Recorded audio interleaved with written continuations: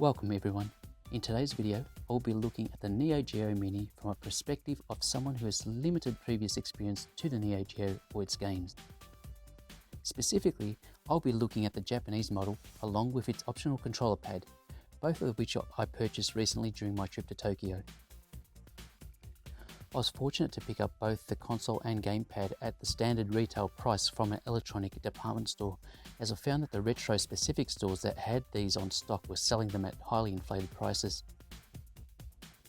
The NeoGeo Mini and the gamepad are both attractively packaged, and as we turn the boxes around, we can see that they are done so using a uniform design style.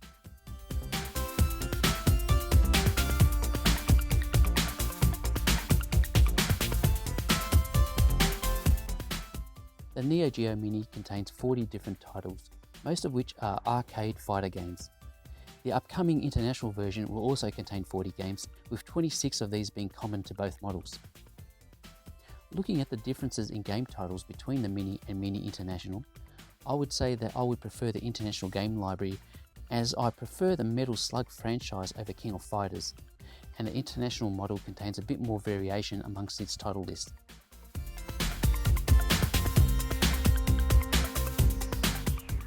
As we take the Mini console out of its packaging, first impressions are that it looks like a kid's toy.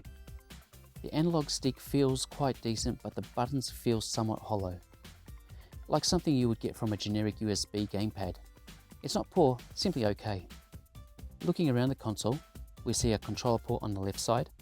On the back, there is a power button, micro HDMI port, audio jack, and a USB-C port which is used to power the console. And on the right side is another controller port. The overall feel of the console is quite good, and it feels of quality. After spending a few days with the Japanese model, I can say that I do prefer the look of this model over the international model, which tends to look quite understated and a bit dull.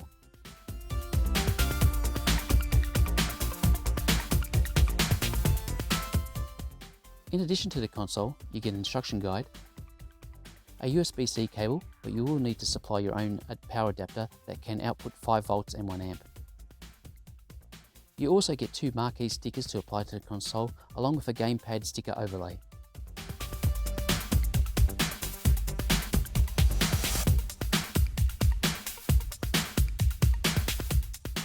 Applying the gamepad overlay and one of the Marquis stickers to the console improves the overall aesthetics of the console quite considerably.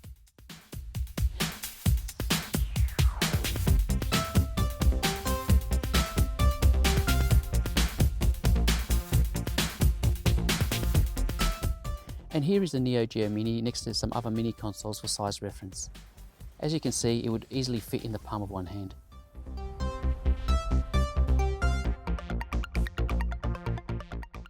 The NeoGeo Mini gamepad looks quite attractive and is consistent with the styling used on the original NeoGeo controller. However, the control stick is analog, not micro-switched, and it feels like it has a long travel path, which I suspect may make precision game movement somewhat challenging. The controller buttons feel a bit better than the ones on the console. They don't feel as hollow. But I don't understand why the button orientation has changed from the usual A and B as lower buttons as per the original model.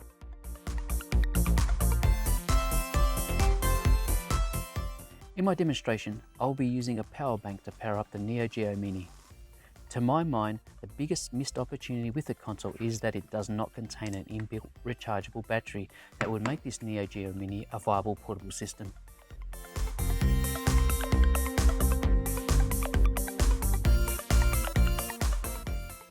Once the Mini has started up, you notice a menu system like the one used in Nintendo's Mini variants. The screen display looks crisp and the sound output is quite loud. Let's look around the settings menu before we get stuck into some gameplay.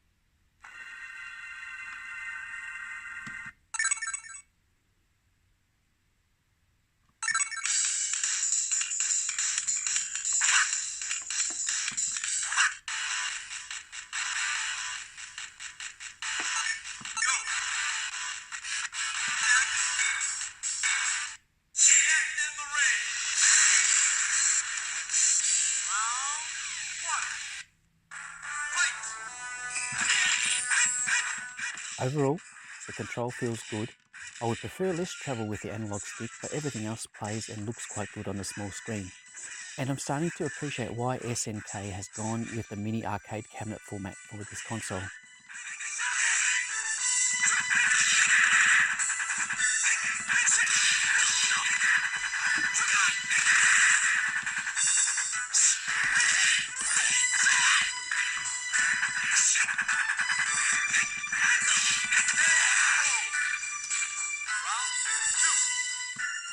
Pressing the select and start buttons at the same time while in the game will bring up a menu allowing you to save your game. The NeoGeo Mini provides 4 save slots per game.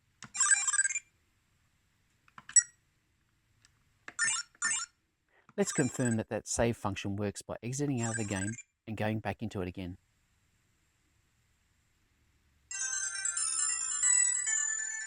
To load a save game, press select and start at the same time again and select the load menu option. Looks like success.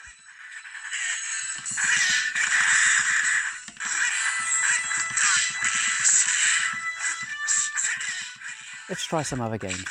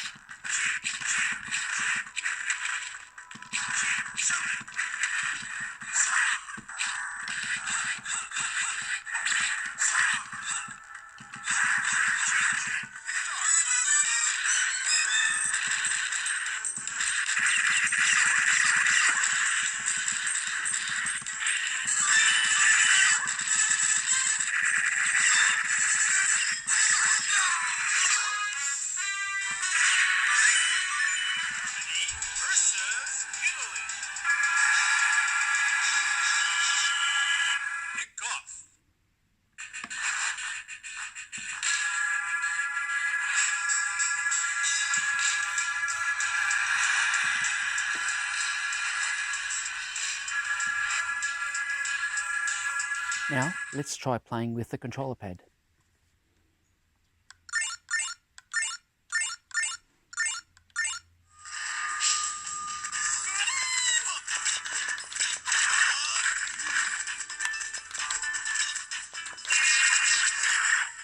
I am having some trouble with the length of travel on the analog stick.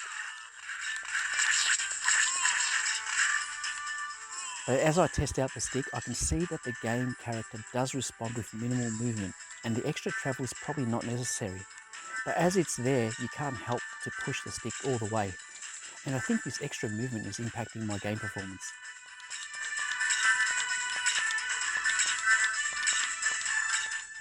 I've now hooked up the Mini to a 42-inch 1080p LCD TV via generic micro HDMI to standard HDMI cable. The menu looks quite crisp on the bigger screen.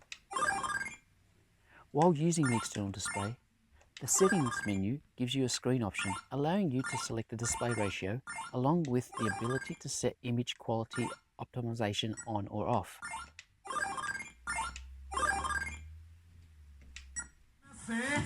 Compared to the menu system, you notice the image quality degrade a bit while you are in a game, and it does not seem that the display fidelity is as good as those on the Nintendo Mini variants.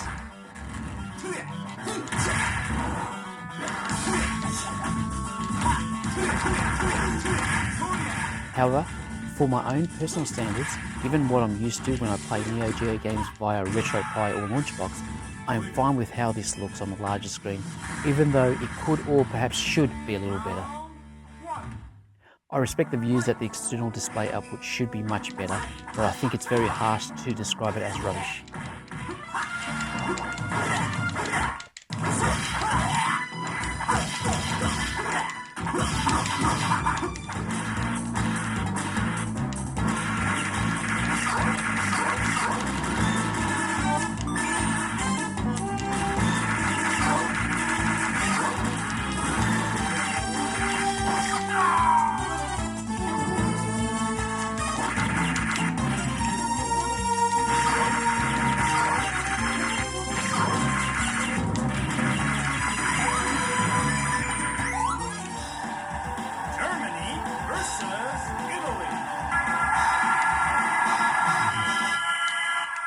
Come on.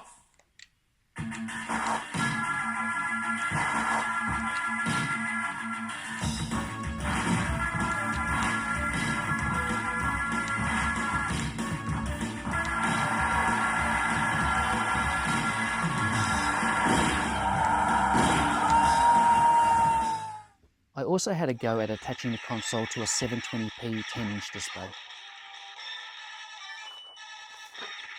To my eyes, I think Metal Slug 3 looks slightly sharper here than on the bigger screen at 1080p.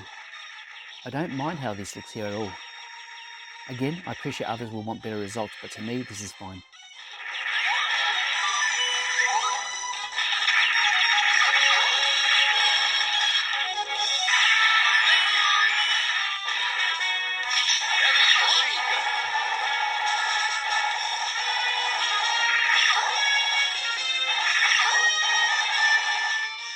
Overall, the NeoGeo Mini is a novel device in the format it's presented in. I like the arcade style format, but I just wish they had put a battery in this thing.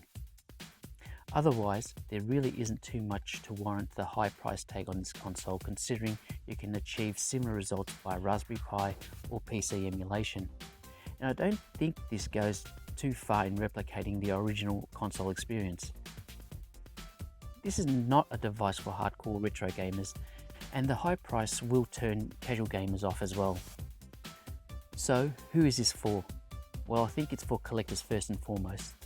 It is a cool looking thing to have sitting on your retro shelf, and collectors like me will not be able to help themselves from getting the NeoGeo Mini. Is the NeoGeo Mini rubbish? Definitely not. I think this is a good average console. The question is, how much are you willing to pay to have one?